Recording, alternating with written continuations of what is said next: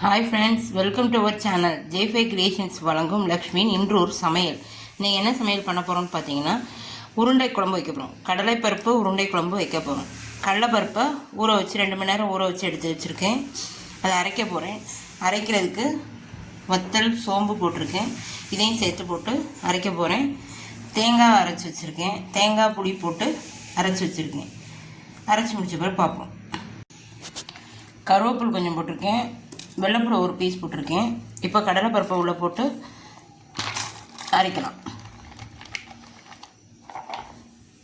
2 தடவையே அரைக்க போகிறேன். அரைச்சி வச்சு குறன்னு அரைச்சி வச்சுருக்கேன். இப்படி தான் அரைக்கணும் உருண்டை குழம்புக்கு. இதை குழம்புல போடும்போது பார்க்கலாம் வாங்க. இப்போ ஏற்கனவே நம்ம அரைச்சி வச்சுருக்கோம். அதில் சின்ன வெங்காயம் ஒரு 5-6 வெங்காயம் வெட்டி வச்சுருக்கேன். மல்லி இலை இதெல்லாம் போட்டு லேசாக உப்பு போட்டு விரவி வைக்கணும். விரவி வச்சுட்டு சின்ன சின்ன உருண்டையை உருட்டி வைக்கணும். நான் டைரெக்டாக குழம்புல தான் போட போகிறேன். இதை அவிக்கலாம் இல்லை.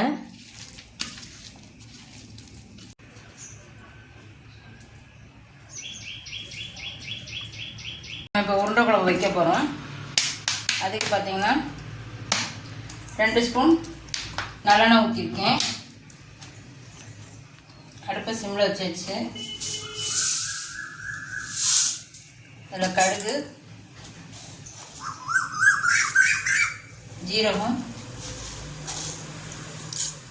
வெந்தயம் இதெல்லாம் போட்டாச்சு. கடுகு பொரியட்டும்.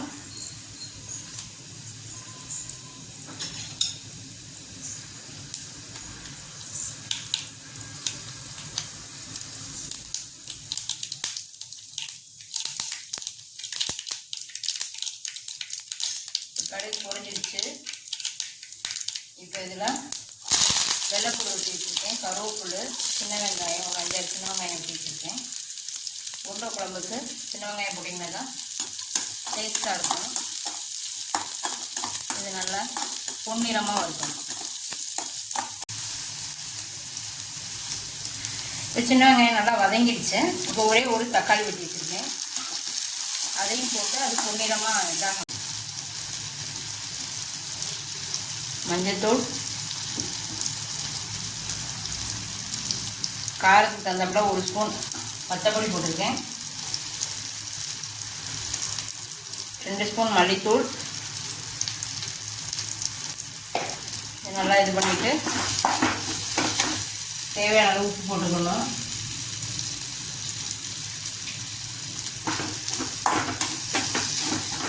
இதை கொஞ்சோண்டு தண்ணி ஊற்றி கொதிக்க வச்சுக்கணும். குழம்பு நல்லா கொதிச்சிச்சு. இந்த டயத்தில் நம்ம தேங்காய் அரைச்சி வச்சுருக்கோம். அதை போட்டு அதையும் கொதிக்க வச்சதுக்கப்புறம் உருண்டையை போடணும்.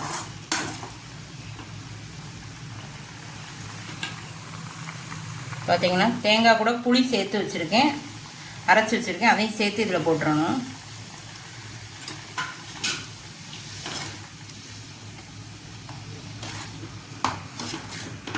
புளி, ஜீரகம், வெள்ளைப்பூடு போட்டு அரைச்சி வச்சுருக்கேன் இந்த தேங்காயில்.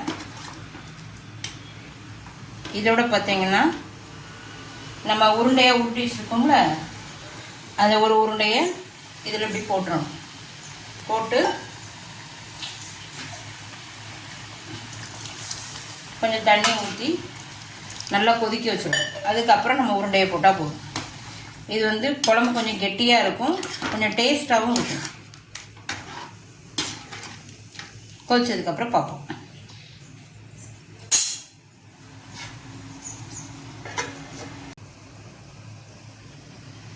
இப்போ கொதிச்சிச்சான்னு பார்ப்போம். நல்லா கொதிச்சிச்சு. சிம்மில் வச்சுட்டு இப்போ நம்ம ஏற்கனவே உருண்டையை வச்சுருக்கோம்ல, இதில் ஒன்று எடுத்து டைரெக்டாக அதில் போட்டுற வேண்டியதுதான்.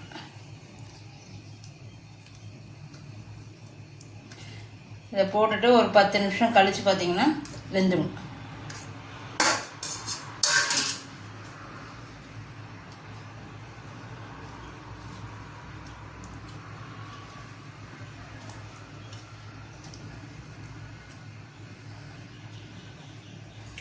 போட்டாச்சு.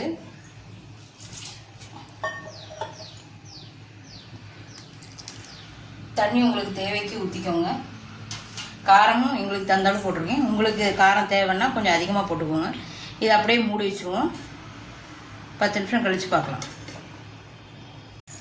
இப்போ குழம்பு கொதிச்சுட்டான்னு பருப்பு உருண்டை குழம்பு கொதிச்சிட்டான்னு பார்ப்போம். நல்லா கொதிச்சிடுச்சு. ஒரு கிண்டி பார்ப்போம்.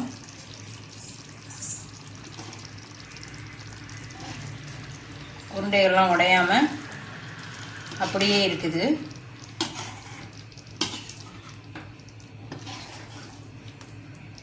நல்லா வெந்துடுச்சு. இப்போ இதில் நம்ம மல்லி இலை கருவேப்பிலை போட்டு இறக்கிடுவோம்.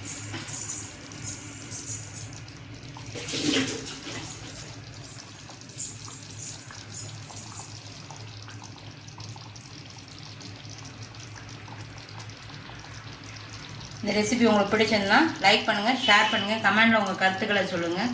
பாய்.